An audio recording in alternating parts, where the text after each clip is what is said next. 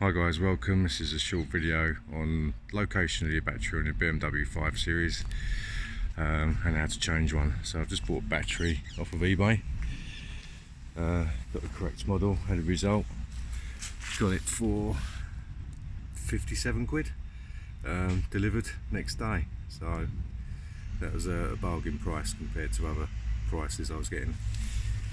So location of your battery is in the back underneath this plate. You just got one little Phillips screwdriver in there. You can just see it just there. So I'm going to undo that and then remove this plate. So the screw's removed. Obviously the side panel, once you lift it out, that's just easily removed. And then you can lift this up. Just got to mind your cables around the back of your headlight. Don't want to catch any of them, cause further problems. So, and then you can see your battery. So